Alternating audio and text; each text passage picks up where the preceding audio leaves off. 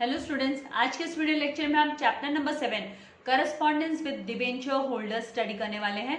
तो इसका explanation start करने से पहले मैं आपसे रिक्वेस्ट करूंगी कि अगर अभी तक आपने मेरे चैनल को सब्सक्राइब नहीं किया तो चैनल को सब्सक्राइब कीजिए एंड चैनल लिंक अपने फ्रेंड्स के साथ शेयर करना मत भूलिएगा। वीडियो को जरूर से लाइक कीजिएगा।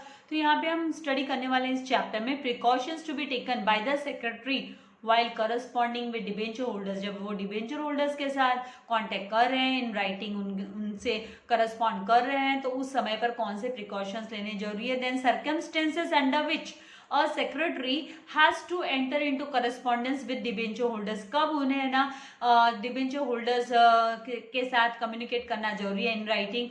तो ऐसे सिचुएशंस कौन कौन से सिचुएशंस के अंडर में कंपल्शन हो जाता है। देन स्पेसिमेन लेटर्स, यहाँ पे हम स्पेसिमेन लेटर्स भी स्टडी करने वाले हैं। तो सबसे पहले यहाँ पे है इंट्रोडक्शन। तो introduction, the capital of a company का जो कैपिटल है, जैसे हम सभी जानते हैं शेयर्स के थ्रू एंड डिबेंचर्स, इसमें जो रेशियो होता है वो इक्विटी डेप्ट रेशियो होता है। इक्विटी डेप्ट मतलब इक्विटी शेयर्स का इसमें कंट्रीब्यूशन होता है, प्रेफरेंस शेयर्स का कंट्रीब्यूशन होता है एंड डिबेंचर्स का कंट्रीब्यूशन होता है। तो यहाँ पे the capital of the company is raised bye issuing shares और डिबेंचर्स टू द पब्लिक को इश्यू किए जाते हैं। And the share capital is, और जो शेयर कैपिटल है वो कौन उसे ओन करता है, तो इज ओन्ड कैपिटल, वो ओन्ड कैपिटल होता है, कंपनी का खुद का कैपिटल होता है। जबकि जो डिबेंचर कैपिटल होता है, जो डिबेंचर होता है वो बोरोड कैपिटल होता है कंपनी का। वो बोरोड है, हम उसको कैपिटल करके रिकॉर्ड नहीं करते हैं, लेकिन वो बोरोड मनी होता है, बोरोड कैपिटल होता है। Now debenture is an acknowledgement. ये क्या है, तो एक एक्नॉलेजमेंट ऑफ अ डेप्ट है। डेप्ट का एक एक्नॉलेजमेंट है, मतलब जो बोरो किया है पैसा, कंपनी ने लोन लिया है कंपनी ने, तो कंपनी उसके बदले में रिसिप्ट देती है, एक्नॉलेजमेंट देती है, सर्टिफिकेट देती है, डिबेंचर सर्टिफिकेट। तो debenture capital is borrowed capital. ये बोरोड कैपिटल हुआ कंपनी का। जैसे हमने इसके बारे में बात किया कि भाई हाँ, ये जो पैसा है ये है ना कंपनी का ओन्ड कैपिटल नहीं होता है, बल्कि ओव्ड कैपिटल होता है। तो डिबेंचर होल्डर फिर कौन हुए कंपनी के, तो वो क्रेडिटर्स हो गए कंपनी के। They are known as a creditor of the company. Debenture holder है ना क्रेडिटर हो जाते हैं कंपनी के। And compared to equity shares के कंपेयर में अगर हम बात करें तो debenture is considered as, debenture को हमें कंसिडर करते हैं सेफ एंड सिक्योर्ड कैपिटल। क्योंकि देखिए अगर कोई बंदा है ना अपने पैसे का रिस्क नहीं लेना चाहता है, मतलब वो कंपनी में इन्वेस्ट जरूर करना चाहता है पर उसको रिस्क फ्री इन्वेस्टमेंट करना है, तो वो इक्विटी शेयर्स कभी भी नहीं खरीदेगा, वो डिबेंचर्स लेगा, वो कंपनी के डिबेंचर्स लेगा। क्योंकि डिबेंचर्स में कंफर्म उनका पैसा रिटर्न उनको मिल जाता है, उसके साथ साथ वो सेफ एंड सिक्योर रहता है, और जो डिबेंचर्स पे इंटरेस्ट जो रिसीव होता है डिबेंचर होल्डर को वो भी फिक्स्ड रहता है। भले कंपनी है ना लॉस इनकर करे या कंपनी प्रॉफिट अर्न करे, उससे कोई लेना देना नहीं है डिबेंचर होल्डर को। Now debentures are issued for a specific period, एक स्पेसिफिक पीरियड के लिए इशू किया जाता है। And it carries fixed rate of interest, जैसे मैंने कहा fixed rate of interest carry करता है as a return on investment in debentures. Now the secretary has to, secretary को कम्युनिकेट करना होता है, has to communicate the decisions of the management. Management ने क्या डिसीजंस लिया है, क्या है ना मैनेजमेंट अदर इंफॉर्मेशन है जो डिबेंचर होल्डर्स तक पहुंचाना चाहती है। तो ये किस तरीके से है ना कंपनी पहुंचाएगी, तो कंपनी है ना ये सेक्रेटरी को बोलेगी कि भाई है ना उनको लेटर लिखो, आप उन्हें करस्पॉन्ड करो, उनको लेटर लिखो bye conducting correspondence. So he should be very cautious. इसके लिए जो सेक्रेटरी है उसको बहुत ही है ना सावधान रहना पड़ता है, केयरफुल रहना पड़ता है, सतर्क रहना पड़ता है while corresponding with debenture holders of the company। जब वो कंपनी के डिबेंचर होल्डर्स के साथ में रिटर्न कम्युनिकेशन करता है तो उस समय पर उसे बहुत ही खासा ध्यान रखना होता है। Now certificate of the debenture should be issued. Debenture certificate issue की जाती है with in a period of 6 month, 6 महीने के अंतराल में, विद इन 6 मंथ्स के अंदर from the date of allotment of debentures. एक बार है ना अलॉट कर दिए डिबेंचर्स तो उसके 6 महीने के अंदर अंदर है ना डिबेंचर सर्टिफिकेट है वो इशू करनी पड़ती है। Now a company can not issue debentures to more than 100 people, 500 people, 500 से ज्यादा लोगों को डिबेंचर्स इशू नहीं कर सकती है without appointing a debenture trustee. अगर विदाउट अपॉइंटिंग, बिना अपॉइंट किए डिबेंचर ट्रस्टी, बिना अपॉइंट किए वो है ना 500 से ज्यादा लोगों को डिबेंचर इशू नहीं कर सकती है। नाउ कौन से प्रिकॉशंस लेने पड़ते हैं, precautions to be taken by the secretary while corresponding with the debenture holder. Holders. तो the following precautions are to be kept, सतर्क रहना पड़ता है, ध्यान रखनी पड़ती है, सावधानियां बरतनी पड़ती है, माइंड में रखना पड़ता है बातों को कि द सेक्रेटरी को जब वो करस्पॉन्ड करता है डिबेंचर होल्डर्स को, तो सबसे पहले सेम एज जैसे वो इक्विटी शेयर होल्डर्स के साथ कैसे वो करस्पॉन्ड करता है और कौन से पॉइंट्स वो ध्यान में रखता है, तो सेम है ना यहाँ पे डिबेंचर होल्डर्स के साथ भी करस्पॉन्ड करने के टाइम पे वो खासा ध्यान रखता है। पहली बात सबसे most important, politeness, that is courtesy. देखिए माय डियर स्टूडेंट्स, पोलाइटनेस आप में और मुझ में भी होना जरूरी है। पोलाइटनेस बहुत ही मस्ट है, हमारी पर्सनालिटी को एनहांस करता है, हमारी पर्सनालिटी को डेवलप करता है, ये इम्प्रूव करता है। इससे आदमी की जो नीयत है, पर्सनालिटी है, उसका जो वे ऑफ टॉकिंग है, उससे पता चल जाता है कि बंदा पोलाइट बोल रहा है या फिर बंदा है ना मतलब अपना अकड़ या गुरूर दिखा रहा है। तो यहाँ पर ऐसे पोलाइट होना बहुत जरूरी है। तो बिंग द क्रेडिटर्स, क्योंकि ये जो डिबेंचर होल्डर्स होते हैं वो क्रेडिटर्स होते हैं कंपनी के, they are the creditors of the company. So इनको रेस्पेक्ट देना बहुत जरूरी होता है कंपनी को। Due respect should be given to the debenture holder, debenture holder को रेस्पेक्ट देना बहुत जरूरी है इन सेक्रेटरियल करस्पॉन्डेंस।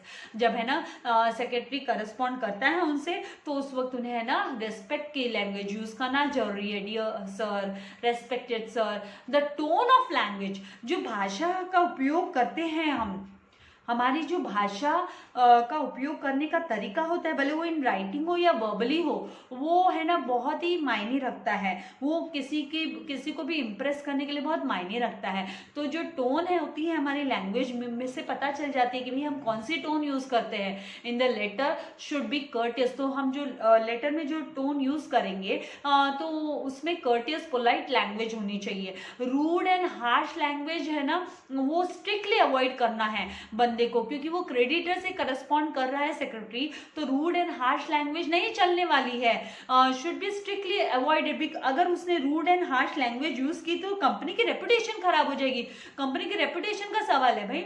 अगर हम किसी से करस्पॉन्ड कर रहे हैं, भाई उसने हमको उधार पैसा दिया है, कंपनी में उसने इन्वेस्टमेंट किया, एक तरीके से उसने लोन दिया है कंपनी को, डिबेंचर होल्डर ने लोन दिया है, तो how can we dare to use rude and harsh language. तो उसका हमको बहुत ही खासा ध्यान रखना पड़ता है। देन सेकेंड, प्रॉम्प्ट रेस्पॉन्स, मतलब क्विक रेस्पॉन्स देना जरूरी है। भाई अगर वो उनकी कोई क्वेरीज है, उनकी कोई कंप्लेंट्स है, तो सेक्रेटरी को प्रॉम्प्टली क्विकली है ना रिप्लाई करना, रेस्पॉन्ड करना बहुत जरूरी हो जाता है डिबेंचर होल्डर को, बिना किसी देरी के, बिना किसी समय को गवाए डिबेंचर होल्डर के साथ उसे है ना प्रॉम्प्टली उसे रेस्पॉन्ड करना, उसको करस्पॉन्ड करना मस्ट हो जाता है सेक्रेटरी के लिए।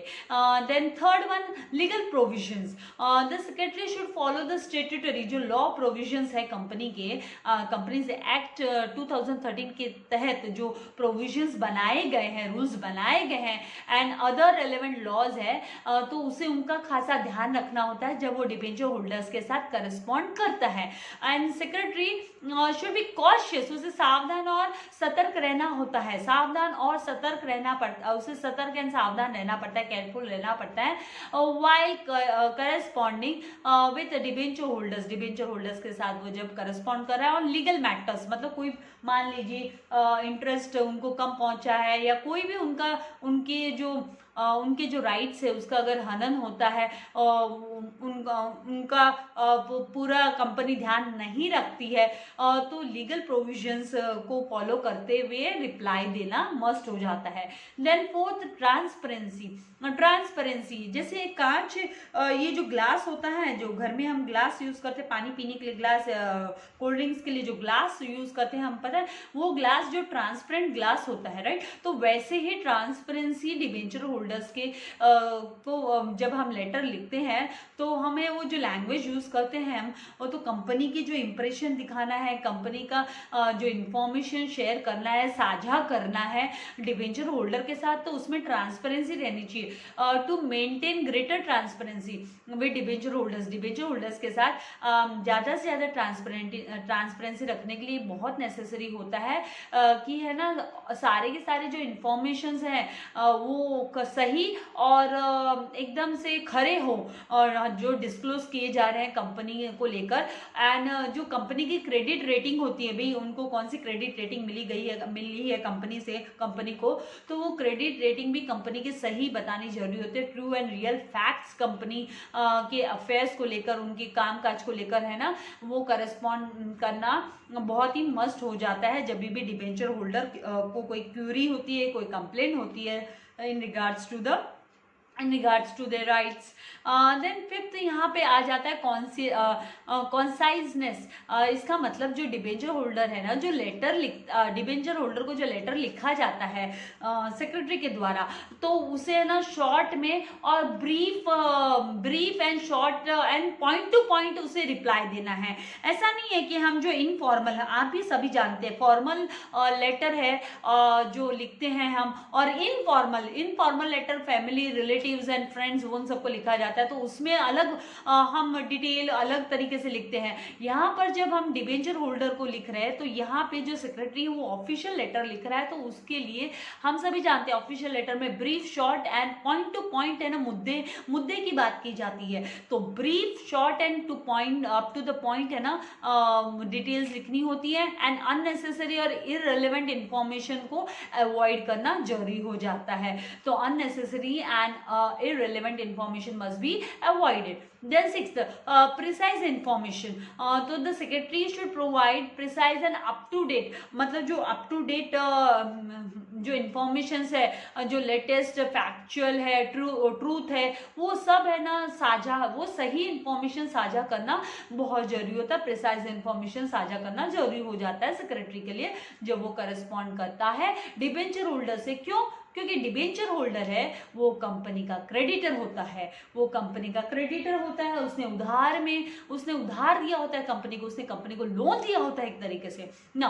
Seventh, secrecy. अभी हम सब जानते हैं कि कॉन्फिडेंशियल ऑफिस, ये जो सेक्रेटरी है वो as a confidential officer work करता है कंपनी का, इसीलिए उसको कोई भी जो इम्पोर्टेंट और सीक्रेट इंफॉर्मेशन है कंपनी को लेकर रिलेटेड टू द कंपनी, तो उसे ना वो इंफॉर्मेशन साझा नहीं करनी होती है किसी के साथ भी, तो वो डिस्क्लोज नहीं करना होता है। तो as a confidential officer of the company, secretary should not disclose any important and secret information related to the company while corresponding with the debenture holders, जब वो डिबेंचर होल्डर्स के साथ करस्पॉन्ड कर रहा है तब। Then eight, image and goodwill of the company. Now जैसे कि मैंने आपसे पहले ही कहा कि जो डिबेंचर होल्डर्स होता है वो कंपनी का क्रेडिटर होता है, तो जब उसके साथ करस्पॉन्ड किया जाता है, उससे रिटन कम्युनिकेशन किया जाता है, तो the secretary should always try to maintain कि वो इस तरीके से है ना, वो इस तरीके से वो इंफॉर्मेशन को साझा करे कि जिससे कंपनी की गुडविल भी बने और है ना अच्छी इमेज क्रिएट हो कंपनी की in the mind of debenture holders, debenture holders के सामने अच्छी इमेज तैयार हो। तो इस तरीके से सेक्रेटरी को ये सब बातों को ध्यान में रखते हुए उसे ना लेटर लिखना होता है। नाउ नेक्स्ट यहाँ पे है कि circumstances under which secretary has to enter into correspondence with debenture holders. तो कौन कौन सी सिचुएशंस होती है, सर्कमस्टेंसेस होता है जब है ना डिबेंचर होल्डर्स के साथ करस्पॉन्ड करना पड़ता है सेक्रेटरी को। तो यहाँ पे द फॉलोइंग आर द कुछ सर्कमस्टेंसेस दिए हुए हैं, सिचुएशंस जब secretary enters into correspondence with debenture holders, जब वो डिबेंचर होल्डर्स के साथ जो इन रिटन कम्युनिकेशन करता है। तो सबसे पहला है informing the applicant about allotment of debentures. जब किसी ने एप्लीकेशन दी है और उसको अलॉट हो रहे हैं डिबेंचर्स, तो उसे उसको अलॉट किया गया है डिबेंचर्स करके, तो उसको करस्पॉन्ड करना होता है। And then informing about payment of interest, उसको है ना पेमेंट जब दिया जाता है तो किस तरीके से पेमेंट रिसीव होगा, इंटरेस्ट का पेमेंट कैसे रिसीव होगा सेक्रेटरी को, तो वो इंटरेस्ट वारंट के थ्रू होगा या फिर इलेक्ट्रॉनिक पेमेंट ऑफ इंटरेस्ट होगा, तो इसके बारे में इन्फॉर्म करने के लिए लेटर लिखा जाता है, करस्पॉन्ड किया जाता है। Then letter for conversion of debentures into equity shares. अगर है ना डिबेंचर होल्डर को अगर राइट होता है कि वो अपने डिबेंचर्स को इक्विटी शेयर्स में कन्वर्ट कर सके तो उसके लिए लेटर लिखना। Then letter for redemption of debentures, तो जब रिडीम होता है पैसा, रिडम्पशन मतलब रीपेमेंट का समय है, तो उसके समय पर लेटर ऑफ रिडम्पशन, वो letter for redemption of debentures के समय पे कम्युनिकेट करना है। आगे यहाँ पे है ना स्पेसिमन लेटर्स दिए हुए हैं, तो ये जो स्पेसिमन लेटर्स दिए हुए हैं ये हम है ना नेक्स्ट वीडियो लेक्चर में हम कवर अप करेंगे। तो आई होप यहाँ तक का जो आपको पॉइंट्स है कि कौन से प्रिकॉशंस है ना एक सेक्रेटरी को रखने होते हैं while corresponding with the debenture holders, and कौन से सिचुएशन में उसे है ना सेक्रेटरी को है ना करस्पॉन्ड करना होता है डिबेंचर होल्डर्स के साथ। तो ये कॉन्सेप्ट्स आपके क्लियर हो गए हैं। तो वीडियो को लाइक करना एंड शेयर करना मत भूलिएगा। एंड वेरी इंपॉर्टेंट, अगर अभी तक आपने चैनल को सब्सक्राइब नहीं किया तो चैनल को सब्सक्राइब कीजिए ताकि मेरे लेटेस्ट वीडियो के नोटिफिकेशंस आपको मिलते रहे। और स्लोली अभी मेरा धीरे धीरे कॉलेज का पोर्शन कंप्लीट होने आ गया है, तो मैं आप लोगों के लिए ज़्यादा से ज़्यादा स्लोली थोड़ा सा और मुझे समय दीजिए। और जहाँ तक आप लोगों की बोर्ड एग्जाम की बात है तो एज पर द वर्षा गायकवाड़ के इसके इंफॉर्मेशन के हिसाब से उनके जो उन्होंने इंटरव्यू दिया है, उन्होंने मीडिया को बताया है, तो उसके हिसाब से एंड उद्धव ठाकरे के साथ उनकी जो मीटिंग हुई है तो उसके हिसाब से और 99% है ना एग्जाम्स तो पोस्टपोन हो रही है आपकी बोर्ड की, लेकिन एग्जाम्स जरूर होंगे। तो आपको प्रिपरेशन करते रहना है, थोड़ा और समय मिल गया है। तो वीडियो को लाइक करना एंड शेयर करना मत भूलिएगा। Thank you very much. God bless you all dear students.